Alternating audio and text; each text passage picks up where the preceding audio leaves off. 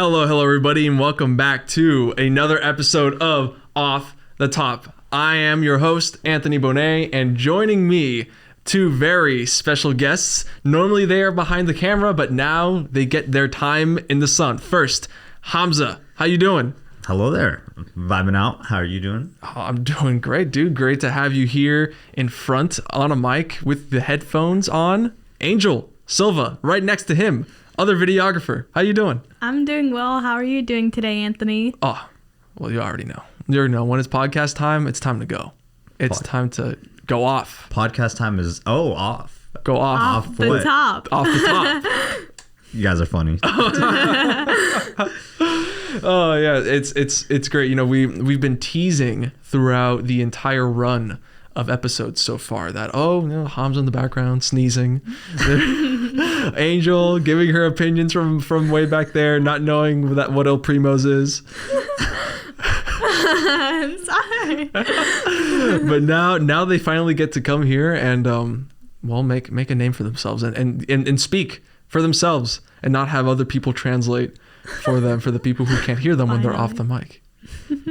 How do you guys feel? I feel weird. Having a voice, hearing myself speak. Yeah, honestly, there's been so many times you guys are talking about something and I so bad want to just grab a mic and just throw out my opinion on there. I don't know, just to can I reference another episode? Right. Yeah. Oh wait. For yes. The episode with Melissa, right? Which will already have come out by then. You guys, she was talking about Taylor Swift, and I don't know. I'm a really big Lover fan, so if any of you Swifties are listening, I love that album. I'm listening. I can't take I'm just kidding. against that album. I was so mad, but I could tell when Melissa and I were talking about Tay-Tay.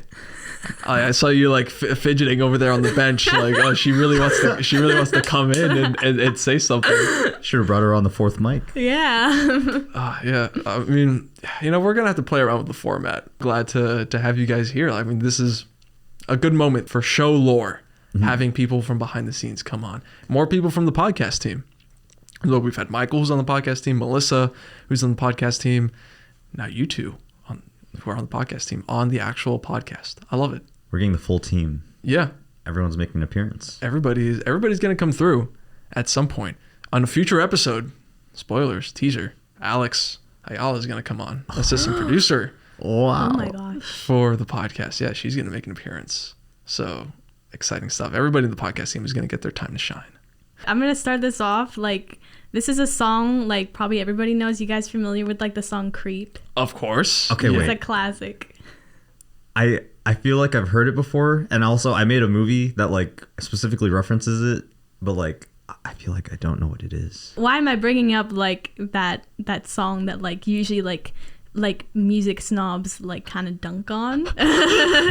That song is from their first album, Pablo Honey, which is widely regarded to be one of their worst albums. Interesting. Yeah, it came out in 1993, and it's very standard. It sounded like pretty much everything else that was there at the time. And then I'm gonna fast forward to their most popular album. You guys familiar with OK Computer? Yes, very familiar. The classic, Computer, yeah. Yes. Yeah. I listen to this type of music. So that's Hamza's out of his comfort zone. That's good. This is where we grow on the edges, Hamza. Yeah. So yeah, that album is probably regarded as one of the best albums of the 90s. During OK Computer, their popularity exploded.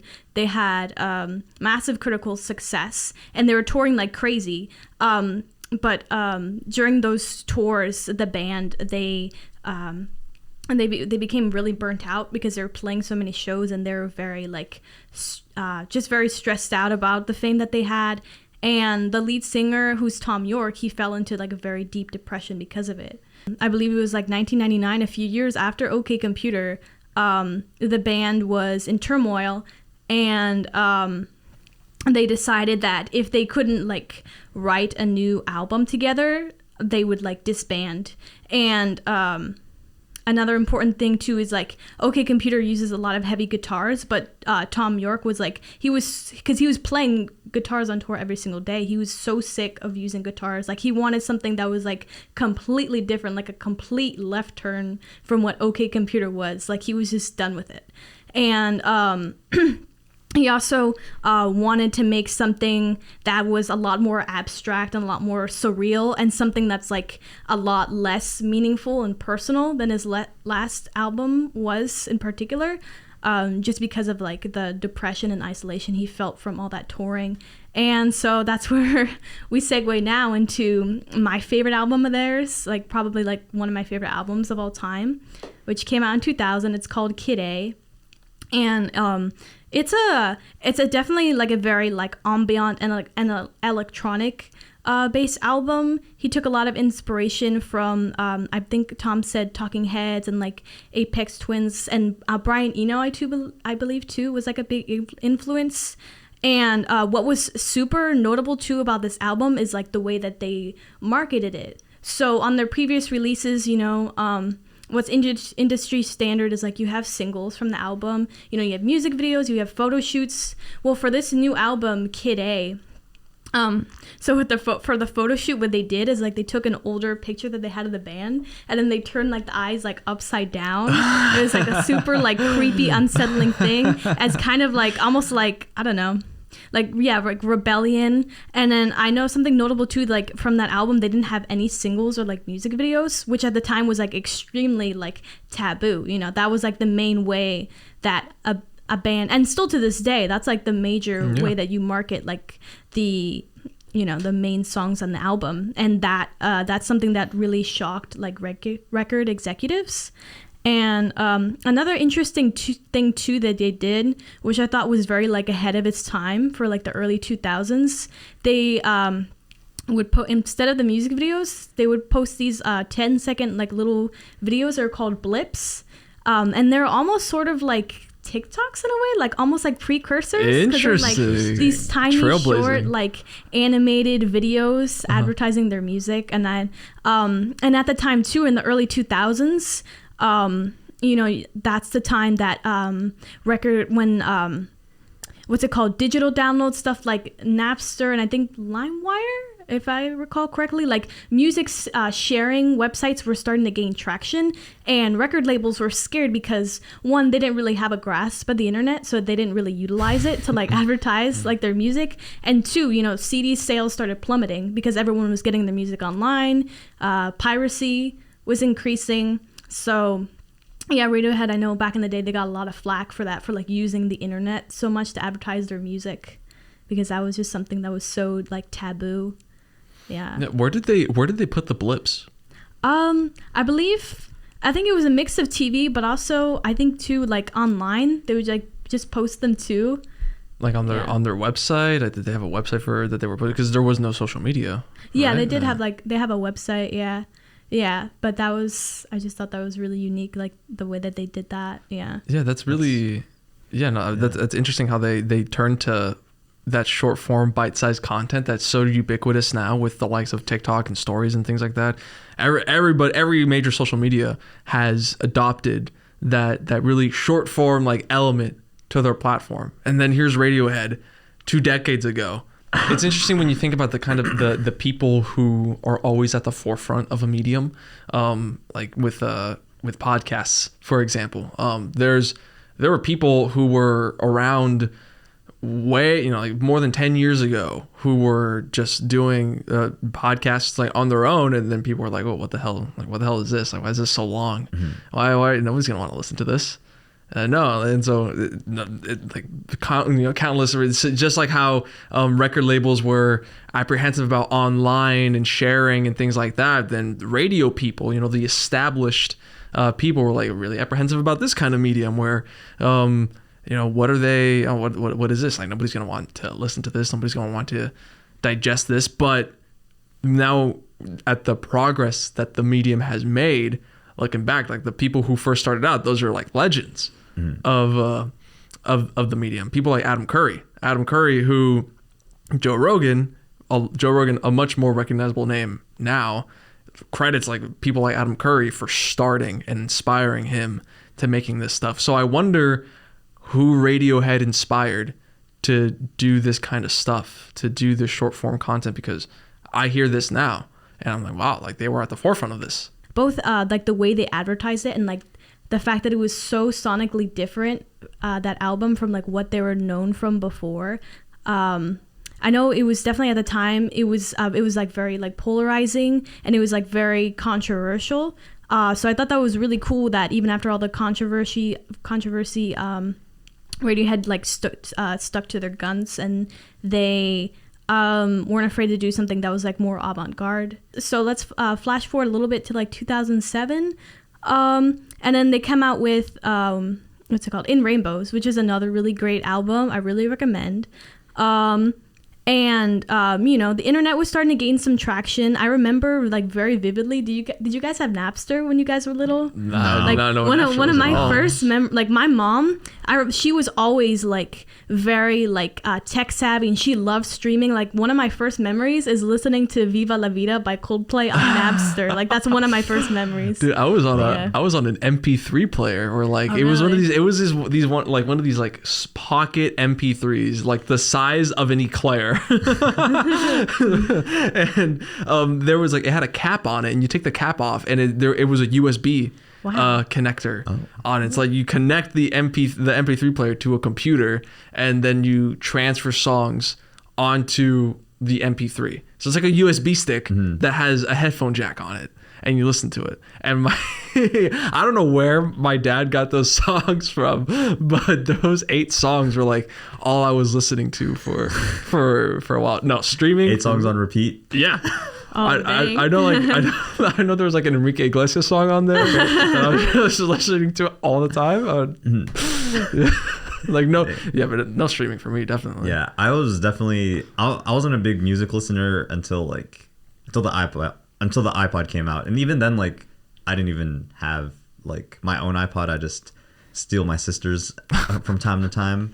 But yeah, one thing I like wanted to talk about, like, you know, with the way they marketed their first one, or the last album you were talking about. Kid A. Yeah, like if you think about it, you remember like when TikTok, everyone like got made fun of if they were like, if they watched TikTok, if they used it. Yeah, I feel like it's kind of like that. Like no one knew that TikTok was gonna explode into what it is now. Like if you think about it, like Angel knew. Do you guys remember when it was called Musically? Yes. And then we would make fun of like the people who would lip sync on there. That was so funny. Is that actually the same app? Yeah. It's the same. I always thought that Musically was like they were two separate things, and TikTok just kind of like rose out. But it is like the same. It's the same company. And They changed it up a little bit, like the, what's it called? Like the software, I think, or not the software, but like the platform. Yeah. But yeah, it was the same, because I had Musical.ly.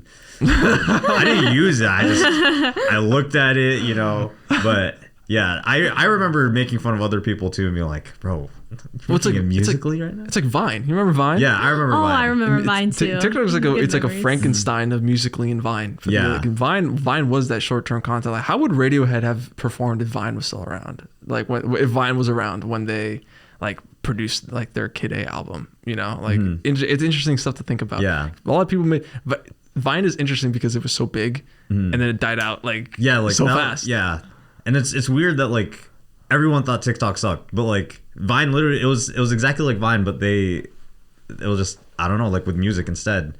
But like now everyone uses TikTok, like, right? Are you guys on TikTok?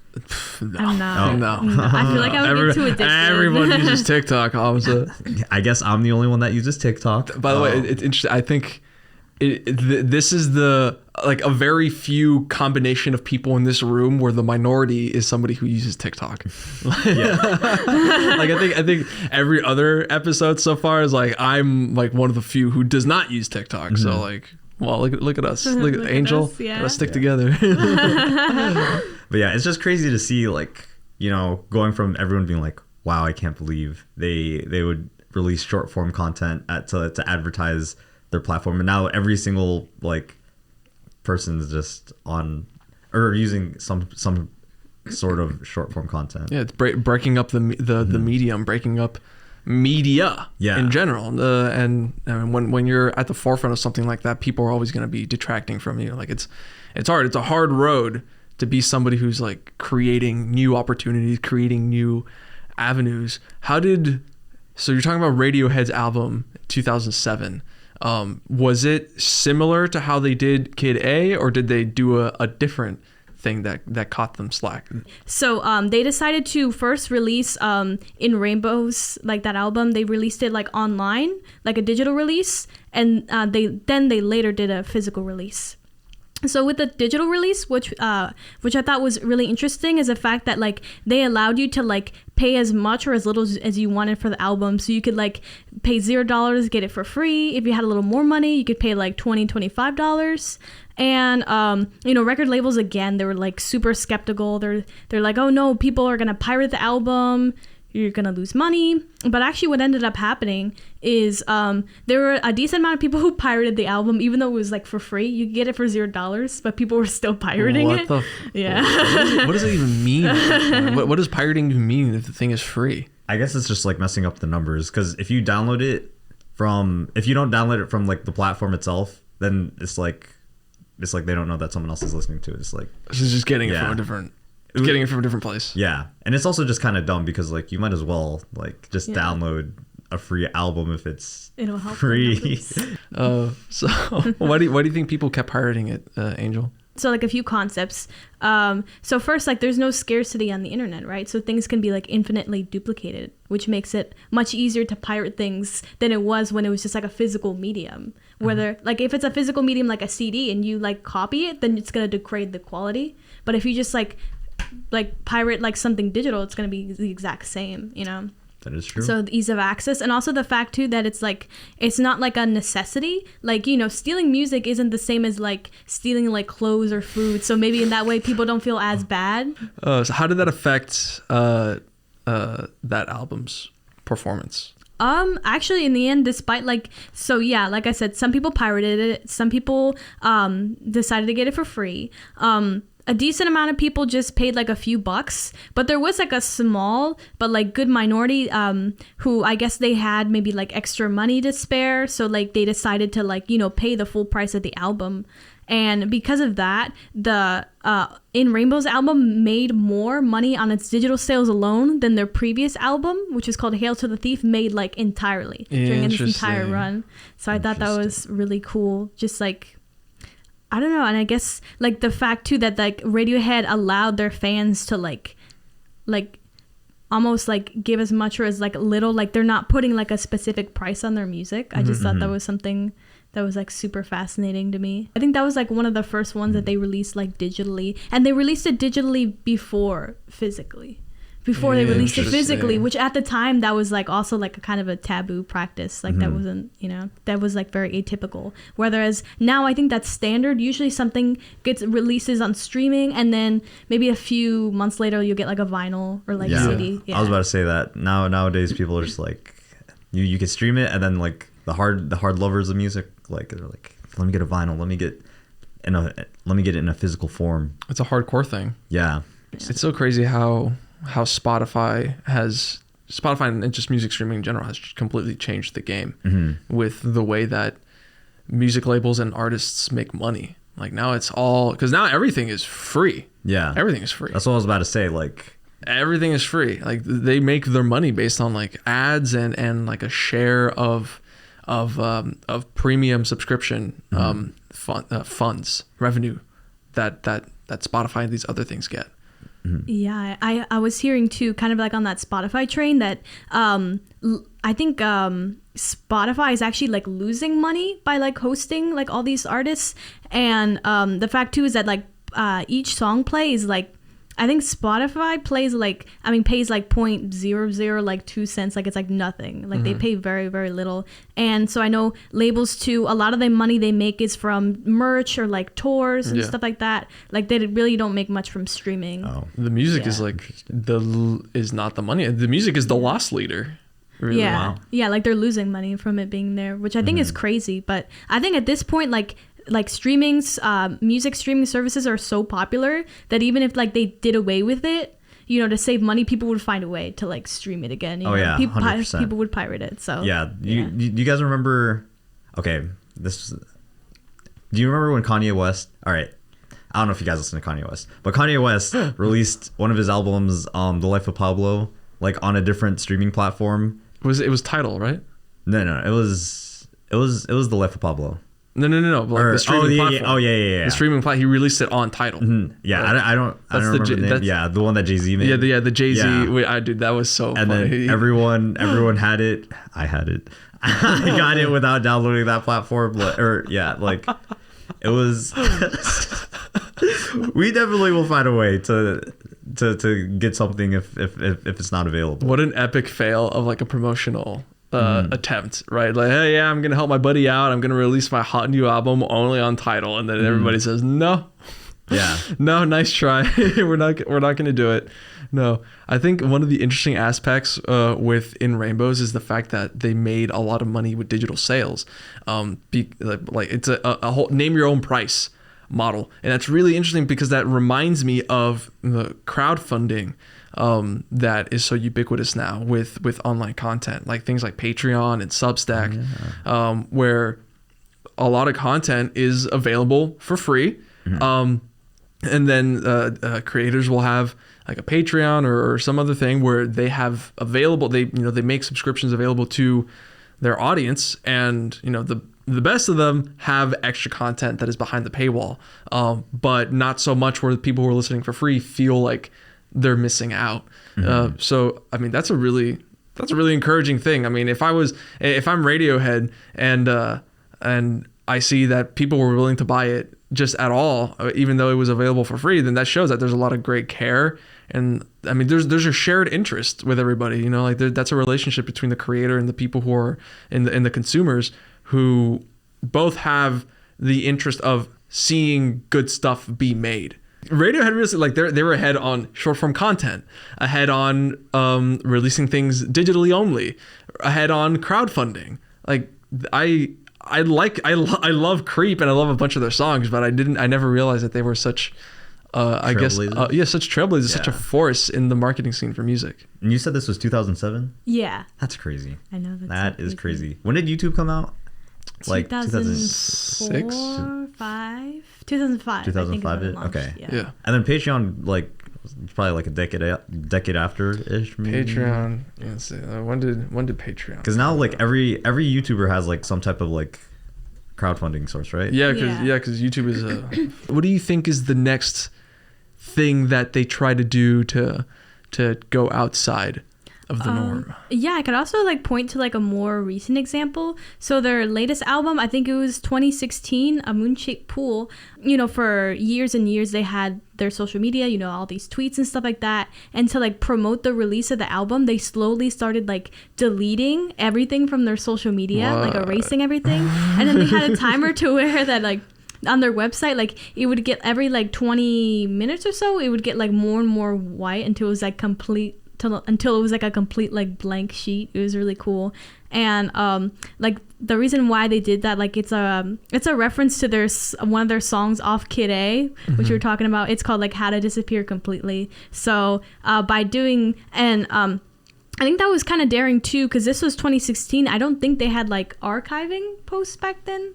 That is also crazy to me. Okay, I'm referencing Kanye West again, but like if you guys keep up with like what he does, and like even though let's just forget about like the Pete Davidson stuff, but he's just so sporadic with like deleting stuff off of his Instagram and stuff like that, and I feel like that makes people want to like listen to his stuff more, or like at least see what's coming out. So I feel like if Radiohead's doing this, maybe Kanye West is also on the right path.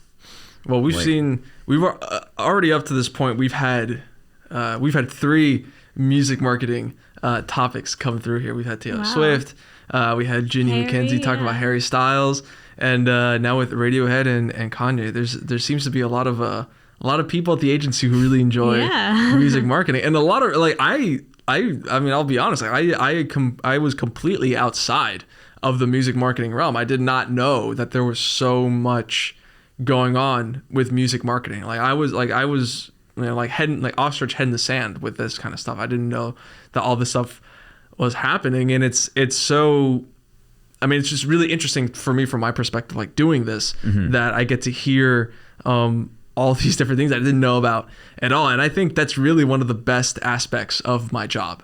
What are some like fun and interesting things that people don't realize happen to like us while we're like working, like with us as videographers, maybe photographers, copywriting, podcasting? I'll start off with like something that's really, it's not like funny, but like it's just interesting that it happens so often. But like a lot of times I edit videos like within the college, and then also like I also work with Rec Sports, and I edit videos of like people, and then I see these people around everywhere. But like I'm just like, I work as an editor, so I didn't actually meet them on the shoot. So I just like, I'm pretty much staring at them for like 3 hours, and then I meet them in person, and I'm just like, yo, what's up? And they're just like, oh hey, like who are you? And it's like, also like half the time I reference them by name, I'm just like, yo, Emily, like what's going on right now? And they're just like, do I know you? I'm like, oh wait, I edited your video. And then like I just got to the point where I'm just like, where I just like straight up told them, just like, sorry, I was staring at you for like 3 hours straight. Like, and then it's like, wait, what? I'm just like, I mean, I was editing your video, and I'm just like, oh, I remember I filmed that like a week ago. I'm just like, yeah, I was editing that like literally 30 seconds ago. There was this one time where I saw like, since I work at the like at like Rec Sports in a gym, like I go outside, and then I see half the people there like just working out, and I'm just like, I was just working on your video. And then I tell them, just like, yo, I was staring at you, man. Yeah. How many weird reactions do you get? Like, is anybody ever like, oh, cool, or most of the people like, okay? Like everyone is also like, oh. And then like once I tell them I was editing their video, then they get super excited, and then it usually ends up like I become like friendly with them, or like I talk to them whenever I see them, and they're just like, yo, how's the video? And I'm just like, it's going great. And then a lot of the times like the video goes up on like digital displays at Rec Sports, so then I'm just like, yo, look, you made it up, you're up there now. Or if they see it on like the Instagram, they're just like, yo, I saw the picture, man, it's looking great. I'm just like, bro, you made it look great. That was all you. That's fine. I feel like I have the opposite with regards to podcasting, where it's like, there's so many people, first of all, at the agency, right? Like it's impossible to meet everybody, you know? But the whole point of the show is like having people from the agency on, you know? So I'm relatively new here. Like I started in October 2021. So I'm actually, we're actually approaching the year. Oh. So that's interesting. Big for me. So, you know, relatively new, starting this out, don't know too many people, and so a lot of the people that we're having on, I have next to no experience with. Like maybe had, you know, one conversation about a client once, and never had a personal conversation at all. But the job though of podcasting, of a host, is make the conversation flow naturally, make it interesting for somebody, for a third party to listen to, and make it feel, oh yeah, that's totally normal. They have good chemistry. They're friends, of course. So kind of the opposite of you, where like, oh, I've met you before. Oh, I think I've met you before, but no, it's just, I just saw you, you know, in like editing. It's like, okay, well, hello, Hamza.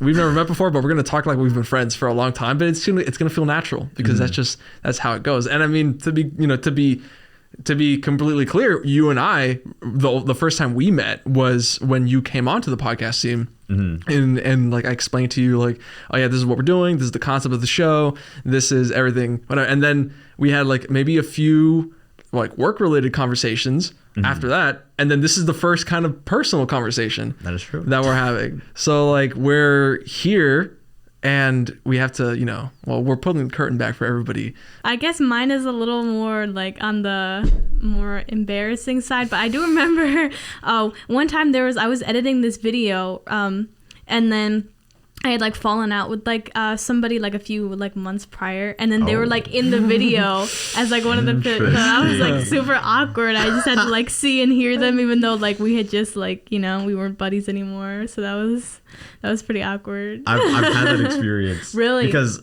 I was like the vice president of multimedia for like an organization, and then like there was someone that like I wasn't the closest to, and then like I had to make a video for them, and I was like, oh, this is about to be awkward. But you know, like it ended up being like a pretty good video, but like it's always just like, it's weird the situations that you're like kind of forced into, like just being forced out of your comfort zone, and you just kind of got to be like, yeah, I got it, you know, like when you were doing it, where you're just like acting like nothing was wrong, like, you know, you're just. I was trying to, yeah, but like in the back of my mind, I was like, dang, like, you know, when like, I don't know, you like you kind of fall out with someone, and then you see them with like talking with other people, and then this kind of that feeling that washes over you. But you know, I had to like get the edit done because I was getting paid for it, so I was like, you know what, I'm just gonna gotta be professional. I'm gonna trail through. No, I should have done like an edit where I just like dunk on them or something. Call it the fuck you edit. Just edit them completely out of the video. Yeah, I just put like a black box. Oh, it's like a more professional version of like cutting people out of your photo. Yeah. Also, do you edit? Okay,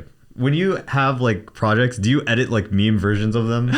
Sometimes, for like personal use. Yeah. Also, I definitely, there's so many times where like I don't do it like with my like professional stuff, because like, you know, I don't know the people, but when I'm filming with people that I know, like I just make all types of different videos of like the actual one. Like I made a film which actually got nominated for a regional Emmy. Yo, whoa, holy crap! We're in there. But we edited it, like, it's just so funny thinking about like how serious like we make something, and then like we have another version of it where it's just like it's a meme. Like there's the premise of the movie, there's like this kid that like accidentally burns his house down, accidentally kills his mother. I know what you're talking about. Yeah. Everybody makes mistakes. Everyone makes mistakes, but it's like a horror, and then like there's like a kid version, and then we have like an adult version of him, or like a our age version of him. So then we have like adults. maybe if we qualify, but like we have like I think we had the young kid reacting to like the older kid being haunted by his mom, and it was just so funny because like the little kid was the whole time was like, you gotta be afraid, you gotta be so scared of everything. So his reactions are just like he's petrified, and then just reacting to like the older version of himself, and it's just like, you know, like YouTube videos where it's just like reacting to like it was just like that, and the whole time he was just reacting to the movie. It was just like, bro, this little kid is just reacting to this whole entire movie. It was just so funny. Like, oh my god! And it's just funny the power that we have, like, to just, you know, like change things up. Like, man, when I first learned how to properly use like Photoshop and Premiere, but mostly Photoshop. When I saw the kind of power that you have, the kind of control that you have over all the pixels, I'm like, what? Like, how? That puts so much fear in me. Where I'm like, how am I ever go? I used to think, oh yeah, I can tell the difference between something that's doctored and not. But then after that, I'm like, I can't even tell when I look at my work. Like, if I do our work, I can work on something, go away for a few days, come back, and then. Where did I make my changes? Like, where is, like, I once edited for a class. I edited my face on Uma Thurman's body on the poster of Pulp Fiction. And I made it so that like my face was like under like my face was under her bangs and shit. Like I made it so that like, her bangs were falling and cast shadows on my forehead. Oh my god! Dang. And like I blended in our skin together, dude, and like it's really like close. There's like one like seam that you can kind of tell. I'm like, okay, yeah, this is this looks like an edit, but it's like really, it's crazy. God, you know, I think I want to add some copywriter perspective to this kind of conversation. The things that we do and the behind the scenes stuff. Michael and I have talked about the like the copywriting job before. We're not, you know, just like the kind of like the tangential aspects of it, you know, like the grueling over the words, the picking, really being selective and picky about grammar. We pick at each other's grammar all the time. Like we're really like we're just like getting under each other's skin with like the words that we use and things like that. And I hate copywriting. I gotta give you guys a lot of props, because every time I try writing something for like Instagram captions, like just like little things that I feel like shouldn't matter at all, like that should be like a quick little like you know, like I got it done real quick. It takes so long. Like, you know, we edit like a video for like however long, and then sometimes I spend like just as long thinking about the caption of like what to put. It's with the shorter stuff that I find the most challenges with, because it's like it's seductively easy on the surface, but then you get down to it and it's like, okay, well, I have to make sure that I'm matching the voice of this brand, make sure that I'm matching the occasion, make sure that I'm like, because you only have so much to work with, you know, like you have really you have so much real estate on a post to work with and make something. And really it's a lot more difficult to be brief than it is to be long, which is why I like podcasting so much, because you have an excuse to go longer. You don't have to you know to cut it down to be, you know, 200 words or less, you know, or you know, 100 words or less, or God forbid 200 characters. Jeez. Character limits, those are tough. Those are tough. So yeah, it's those small things that really, and I like to joke a lot with Michael and with other writers as well, that like no writer actually likes writing. It's like something that we're good at. And but the process is beautiful, like, because it's difficult when you're in the moment, but then you get it done and then you start editing. I mean, I think like 80% of writing is editing, really. Maybe 90% is editing. Like once you get all the words on the page, then it's just like, okay, change this around, get like synonyms, get better words, change the grammar, change the structure, whatever. But the writing itself, it's like it's easier to iterate than it is to generate, I believe. Okay. So like, you know, it's a really, it seems like a negative way to put writing it, but I think that's just kind of like the writer's mindset. Like, okay, gonna get this done, and man, writing, she's a cruel mistress, but we keep coming back. Wait, so what's the process like? Like, I know that you said that, so do you like write something down like as like a base, and then do you just like go from there and then just like change up little things, or do you like, what do you usually, how do you go about like writing? For me, the ideal process that I try to stick to is starting with what is called the garbage pass. And the garbage pass is just get something on the page. Get something on the page, because like I said, like it's harder to generate new stuff, you know. So once the biggest enemy is the blank page. Start writing. Just start writing. And it's hard to just start writing, because like, you know, you want to be, you know, perfect with it. You want it to be good on the first try, but it's not going to be good on the first try. It's never perfect on the first try. So start with the garbage pass, get something on the page, and then when something is on the page, and how do I go about getting something on the page? Well, I have like in my head the structure of like, okay, well, what is if it's like an Instagram post, let's say, for example, if it's a post for a client on social media, it always starts with, I'm lucky that in this agency we have like a really good process of like how content is made. So on a content calendar, an account supervisor will often have like the main idea of what they want. Like, okay, this post is going to be about National Dog Day, you know, so we want something about dogs and how cute dogs are. Okay, so I take that in. Okay, how can I say that dogs are cute and celebrate National Dog Day and say this in the way that the brand wants to say it? Is it the Bartram? Yeah, the Bartram. Yeah. Yes, sir. Yeah. So I'll start like, okay, well, this is how the Bartram sounds on their social media. This is like kind of the style that I have to replicate. Make a garbage pass outline of the kinds of things that you want in your writing, that you want to show out, and then a lot of time editing exactly how the presentation of that is going to come out. Okay. And there you go. That's my process. That was beautiful. That sounds like a beautiful and amazing process.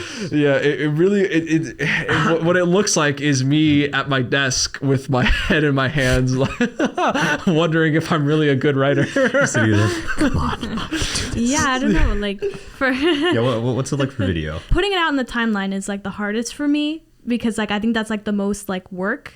And then I think after that, then like deciding what to cut because you kind of like get like attached to like certain things. Like I'm editing a documentary right now and there's like some parts, like there's some sound bites and I'm like, wow, this is super really great. But then it's kind of like causing the documentary to be bloated. So it kind of has to go. So yeah. I feel you. Like you were saying that like just get something down on paper. A lot of the times we just have to get something down on the timeline. And it's. So do you start like what's your process like? Do you start with like what's the first thing that you usually try getting down? Because like for me, I usually try getting the audio down first. That's what we kind of did for our first one is like getting down the sound bites, but then you always got to cut things. Like with mine, I usually try getting like if I'm able to get like the audio in terms of like music. So most of the agency videos I made are like promotional or like day in the lives, so like it's kind of like some of them are documentary style, but like the day in the life videos I try, or not day in the life, like promotional videos, I try just getting like throwing down some audio, like a song or music, and then I just like pretty much edit the picture to the music. But then like with audio or with like more documentary type stuff like days in the life, I put like all that down and then I put B-roll on top of that. Is that pretty much what you do? Yeah. What's your process for editing the podcast? For the podcast? Yeah. Whoever is like speaking, I try getting the camera on them. And like I know earlier episodes it was just one camera, but like we've been moving on to like multiple cameras. So like hi mom. Like with that it's mainly just like having people like just getting you guys on the timeline and then like editing down like if there's something that goes longer than I feel like it could or it should, then I just cut it down a little bit. Or if there's like topics that I'm just like, this I guess it doesn't fit the vibes of the podcast, I cut it out. Like just things like that. But yeah, it just starts off with podcast, straight through, full edit, like nothing cut out, and then just trimming it down from there. Mm-hmm. I always really like hearing what other people in different jobs, different industries, well not industry, but different what's the word called, like professions, what you guys what your biggest challenges are, and I often find just hearing you guys talk about your process of like documentaries and things that really there's a lot in common with the big ideas of what it takes to do that, so like you were talking about one of the hard things is like figuring out like cutting things out, cutting things down. In writing, when you have your garbage pass, most of the time it's like, okay, there's a lot on there, there's a lot on there. And then you fall in love with different parts of your writing, different parts, like, this sentence here, this, like this maybe like this one line that you really love, that you really put together, but it's just taking away from everything else. And like, I mean, that's why editors are important, because an editor can come in, not give a shit about what you feel and be like, hey, no, like this has to really, trust me, Anthony, this has to go because it'll be better for it. And I mean, that's the job of an editor. That's why it's so.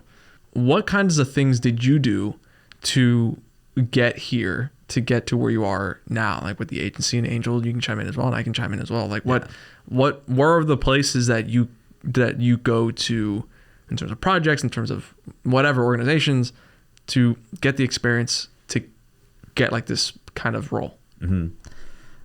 I think what I've learned is that like you just got to say yes to like 90% of, actually I would say like 100% of the jobs that you're offered. Not like jobs, but like any like opportunity. If like someone's like, hey, can you make a video for me real quick? Like most of the time you should just say yes, because like even though like it might be like a video that like you think sucks, like right now I do like a lot of like client work, like not with the agency, but like with other people, and that like there's like, yeah, can you just make a video for me? And I'm just like freelance, like just freelance stuff. And I'm just like, I have no time, but I'm just like, yeah, whatever, I could do it. And then like I go to like these events, and then like 20 people like ask me for my information. They're just like, yo, like let me, if you make videos, let me know. Well, like they'll like keep in contact with me. So that just like leads to more work.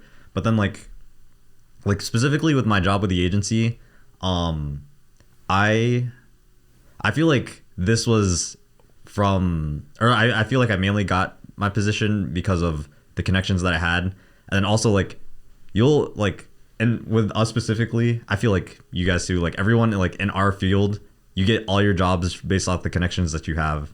Like, and that's also like why you should just say yes to like all the jobs that you're offered, because like it just leads to other connections. But yeah, with the agency, I think the person or one of the people that were hiring during the time, he was like a good friend of mine. Sammy, I don't know if you guys know him, but yeah, he was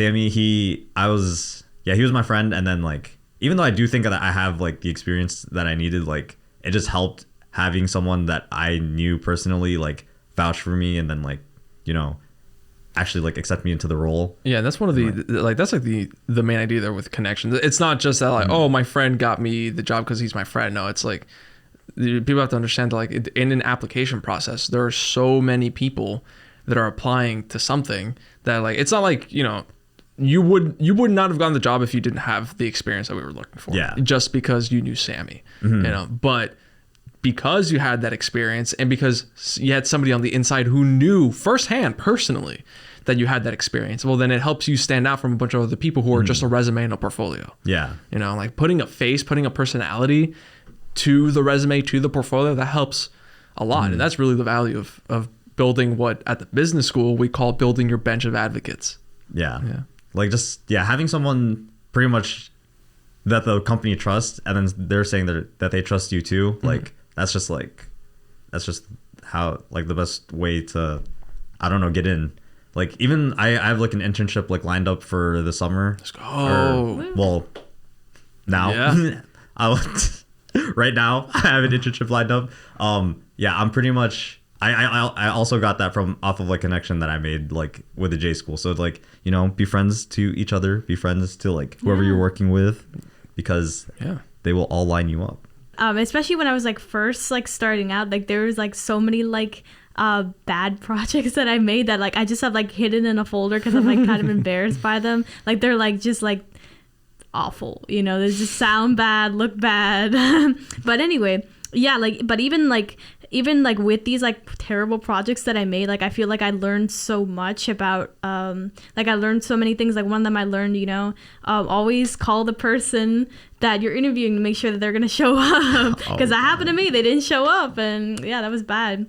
And because sometimes I feel like me in particular, I really struggle because I feel like if something has to be like perfect, like you like, it has to be the perfect time, like you have to, kind of like we were saying on a previous episode, like fuck your motivation, like just do it now, like don't wait, like don't wait for things to be perfect, and even if it's like bad, just do it again, because I kind of wanted to bring up our friend Tommy Wiseau, like The Room, for as like terrible as that movie is, like he had like the guts to like put that out there, and like he pushed through with his ideas. And there's so many people out there who are like really creative and really good, who will never have that courage, who are like too afraid to like put themselves out there because they don't want to mess up. But you just gotta keep creating, which that's what I would say. It's that hustle mentality. Like when you're in a creative field, especially, like there's so many people who have talent.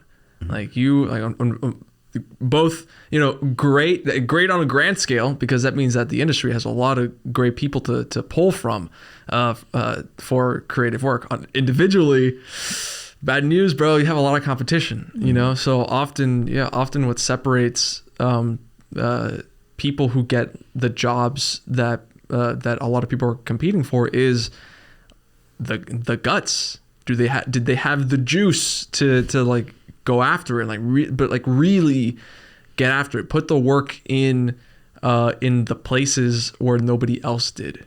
There's so many different sayings, there's and I'll throw out two. One that I believe the great Natalie Asori here at the agency says a lot is progress, not perfection. Always have a bias towards action and progress. Don't worry about being perfect just yet. Perfection will come with time and with progress. And then another one is the extra mile has no traffic. There's never any traffic in the extra mile because so few people go that extra mile. So yeah, like if you're listening and you have aspirations to get somewhere and you know it's going to be hard, well, the best way to get there is like go do it. Take on the jobs, the projects that are offered to you, even if you think, oh, looks kind of lame, whatever. Like, no, like that's an opportunity for you to apply your stuff. Like if you're a writer and what the first gig that you're writing for isn't like the most glamorous thing ever, maybe you're writing a listicle or something like that. Well, hey, guess what? That's still progress. That's still moving in a certain direction, and make the most out of the time, your free time. College, 3 months at UF of break. That's insane. And most people don't take advantage of that time off, and they take it as vacation and not as time to focus on yourself. We always heard about the term brain drain when we were in K through 12, elementary, middle, high school. And I remember always seeing like these commercials for like these tutoring services like ABC Mouse and shit where it advertised like, hey, like, students lose this much amount of time over the summer. Really put yourself come join us, and then we'll make sure that your kid doesn't get dumb over the summer. And as a kid, I always saw that, and I was like, man, that's lame. Like, no, summertime, I'm playing video games every day. Like, my full-time job is playing video games. Like, from the time I get up in the morning to the time I go to bed, and maybe some like eating breaks in between. Like, that's it. But really, like, as I've grown up and have been tackling more of these bigger goals, it's like, no, like, this is really important time, because this time is not going to come back again. Like, really, like, when you're out in the workforce, you're never going to have 3 months of free time ever again. Never, unless like you go on, unless you like are rich enough to be able to afford a sabbatical or something like that. And I have some stats here about summer brain drain, and I think this is mostly to do with like elementary school kids. The equivalent of 2 months of academic progress is lost during summer break. Those are kids who are not doing anything. Those are kids who are like me, just playing video games as a full-time job. 2.6 months of math are lost over summer vacation. 2 months of reading are lost over summer break. Student achievement scores decline. And this is the big one. Approximately the first 6 weeks of each school year are dedicated to relearning previous material during the new school year to make up for summer learning loss. That's a month and a half of just retreading the same old stuff. And I mean, the school year's what, like 9 months? Yeah, that's a lot. That's a lot of time that is lost. So I wanted to ask you guys, in the middle of summer, historically and now, what are things that you guys do to keep your skills sharp, to not regress and keep up with the other people who are trying to remain competitive over this time? Historically, I haven't been super great about being productive during the summer, especially when I was in like, I think I've done a better job in college, but like middle school, high school, I would just like listen to music and just kind of hang out, because like I feel like too, when I was like a lot younger, I didn't realize that I wouldn't have this privilege of having a summer vacation. Like when I was like in the workforce, like I thought it was just something that was just like, I took it like for granted almost, because one of my friends actually, he just graduated and he's working like full time now with Tesla, and he's like, oh, you're so lucky you get a vacation. And that's when it hit me, like he works like 40 hours a week and like he gets like no breaks or anything, like he doesn't have like summer really to look forward to. So as far as like how I am now, this summer right now I'm doing an internship. I'm doing a remote what's it called? It's like a media planning internship. Nice. Which is really cool. Summer, I think some of the things I do to now to like combat I guess like summer brain drain is I guess for my major in particular, like always like looking at new media, like always like learning new things about film. Like I'll try to like watch videos about like Premiere, like learn something in Premiere that I didn't know before, or like watch like a movie that I wouldn't like typically watch. What else too? And just like creating, like even if it's like not very good, like just because like creativity, I feel like it's a muscle, you know, you need to like work out that muscle constantly, or else you're gonna start losing steam. So I think it's definitely, and I enjoy writing too, so like one weird thing I do is like sometimes like inspiration for something will just come to my brain. I'll just pull out my phone, I'll just like write it down, put it words on paper. Sometimes it does end up in like stuff that I do, most of the time it doesn't, but like I think it's like good to like let the creative juices flow throughout the summer. It is important though to also kind of like use summer as like a time of rest, because this semester I've definitely started feeling like some kind of burnout, and my internship starting in June, so like probably in May my internship will probably have started now, but I'm gonna spend some of my free time just like relaxing, you know, and unwinding. So I think that's important. Yeah, I definitely think it's important to take a break, especially in our field, because sometimes we just get work to the bone. Like, I definitely think that in past summers, I like going off like what you said. Like, I like what year are you right now? I'm a third year. I'm about to go in my senior year. Okay, yeah. Right now, I'm a senior. So like, I remember.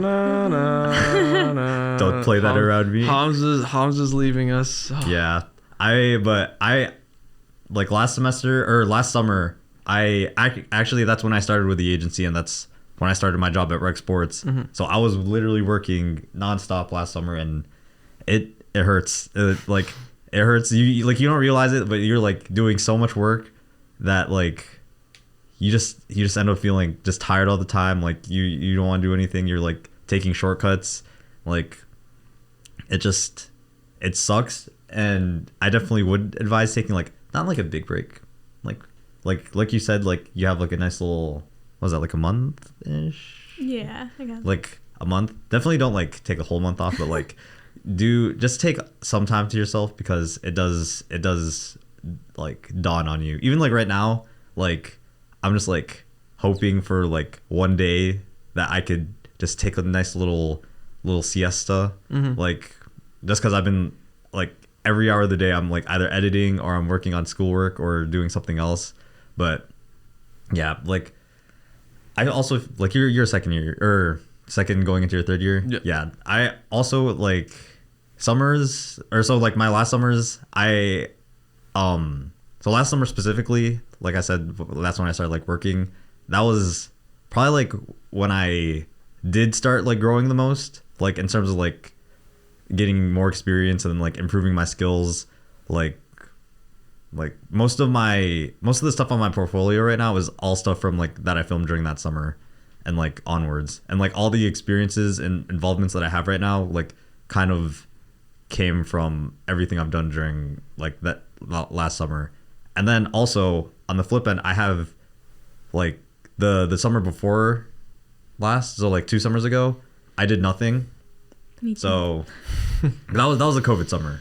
Like, and I regret it so much, like, because I did exactly what you said we shouldn't do. I took a break, and honestly, I wasn't planning on doing it, but like it was just because COVID hit, and I was like, oh yeah, you know, the world's on pause.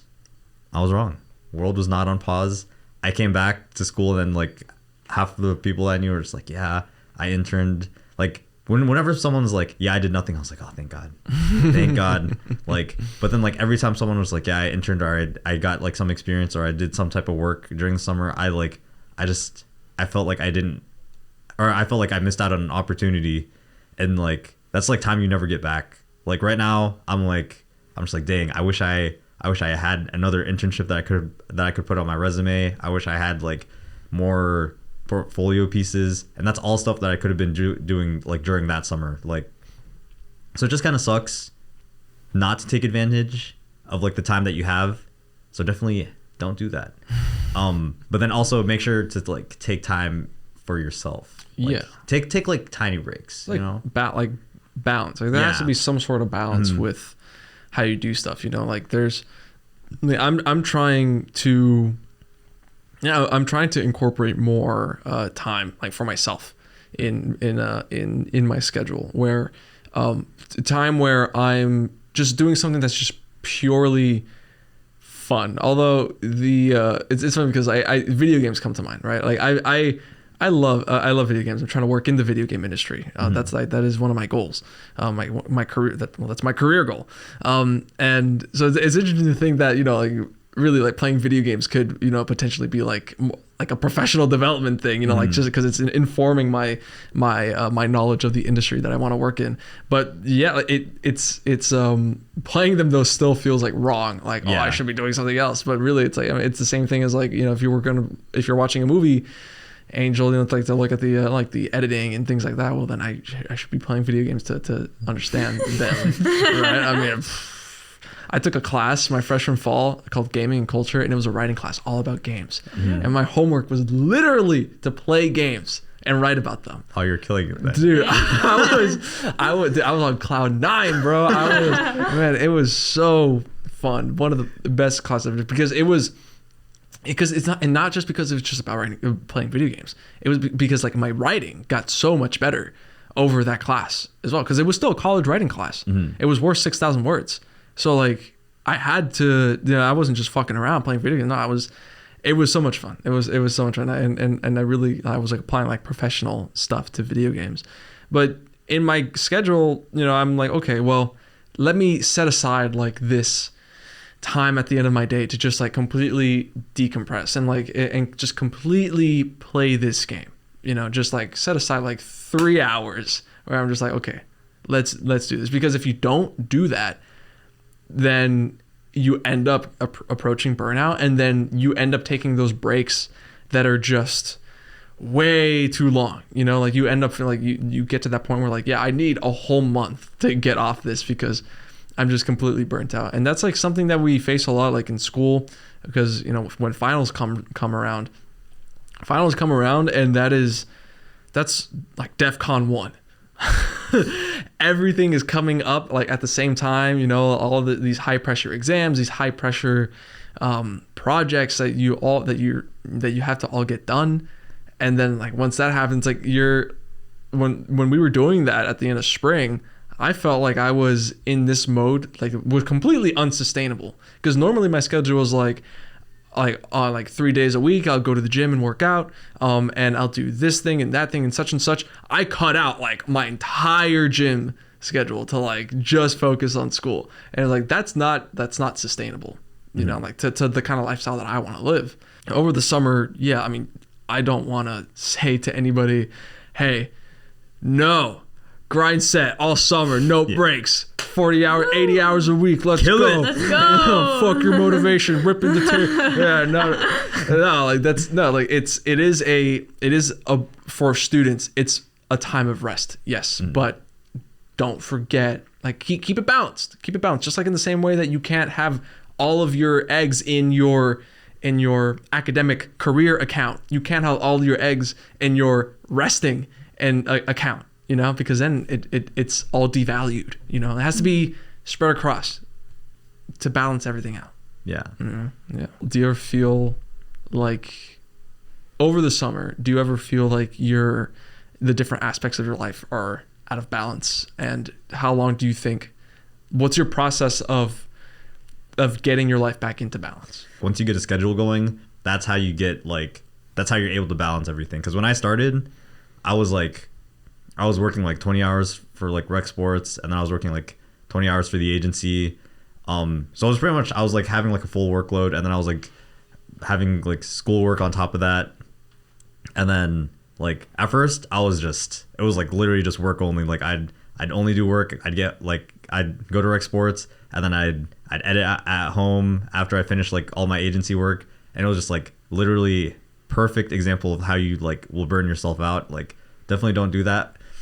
But when I was like able to like start like realizing where I'd be able to fit things in, like, so since I worked at rec sports, I could go to the gym right afterwards. Like, so then I was able to like start working on my physical health, and then I just kind of started setting times and like pretty much like work times, like, you know, like study hours or like work hours for myself, and I'd only work during those hours, and like as long as I was getting the work done, then that was like fine with me. Like definitely just set a schedule for yourself, because that's what is going to get you like in the proper balance, I guess. So usually for like the summer, I usually like go back to Cape Coral, like my where I'm from. 239 represent. I said that at the same time. That was funny. Jigs. Are you But both? yeah, Wow. Yeah. You both are cool. Naples, Cape Corals. Yeah. Where you from? 772 Port St. Lucie. Shout out Port St. Lucie. shout out. Shout out. What's up, guys? But yeah, anyway, I don't know if you guys feel this, but like when I'm back at home, it's like a different reality almost from when you're in Gainesville. Yeah. Like it's a completely different feeling. And sometimes for me, that can like kind of throw things off balance, just like kind of the shock of like being somewhere. And then when I'm at home, it's usually like more of like a set schedule. Like I have less freedom than I do like in Gainesville, you know. But I think that's like kind of like a benefit, because like having less freedom, like, oh, I can't go and walk to like El Indio and like get a taco. Like it kind of like forces me to like turn to myself and like focus on like the things that I need to like get done. And just kind of another thing I do is like kind of like we were saying with motivation, like doing things like when you like don't want to do them, you know. And like just the idea of like making sacrifices, like you guys also said too, it's good to like have a balance. So, you know, like when I have more free time, I do try to like dedicate it to like just being social. If you do burn out, kind of like you were saying, Hamza, like the quality of your work like starts suffering, you know, and then you kind of start like resenting it in a way almost. So I think it's important too to have a balance. Yeah, balance yourself so that you're remaining competitive. You're not losing all those math equations from your head. But don't forget that, you know, it's still life. You know, it's still we call it, oh, it's going on summer vacation, but summer vacation is like, it's still part of your life. It's still the year, you know, you're just in a different place, you know, so like it's a continuation. It's not, you know, it's try not to think of it maybe as like a whole completely different chapter of your year. It's still the same year. Like keep doing what you've been doing. It's just going to look a little bit different now, because if you're a college student, you're going back home, things are going to be different. Just keep it balanced. Keep it, you know, keep it. Yeah, I'm going to definitely be going to the beach a lot more. I'm not a big beach fan. I've never liked it. I'm sorry. Unpopular opinion. I'm from the Palm Beaches. Dude, literally Palm Beaches. My tan on point. On point. Well, as we draw this to a close, guys, how'd you feel about this ride? About your first time being on the mics? It was a fun time. You know? Definitely. It's almost like a surreal experience in a way, you know. You're kind of like looking at something through a different lens, you know. I don't know. Hi, Mom. Hi, Mom. Well, thank you everybody at home for tuning in. If you want to interact with us, guys, do you have any social media that you're active on that you want to be interacted with by any potential fans? Anything like that? All right, guys, follow your boy on Instagram at HammyNation1462. Follow your boy on YouTube at The Hammy Nation. Follow me on Instagram. My username is like no and then dot, I believe. Yeah, dot halo and then dot needed. Like it's kind of like a pun on my name. Angel. Yeah. Yeah, and then Clever. I have a blog on Medium that you can read some of my stuff at medium.com/Anthony Bonet. And then some games that I've made as on the side as a game developer, anthony-bonet.itch.io for some of that stuff. I write mostly about video game stuff and video game analysis and some short stories. You can follow the agency, like we said at the top, on Instagram, Twitter, TikTok, YouTube, LinkedIn. Handle the agency at UF. Same handle for everything. You can get this podcast on Spotify, Apple Podcasts, Google Podcasts for the audio version, video version on the aforementioned YouTube channel, the agency at UF. Thank you so very much for tuning in, and until next time, see ya.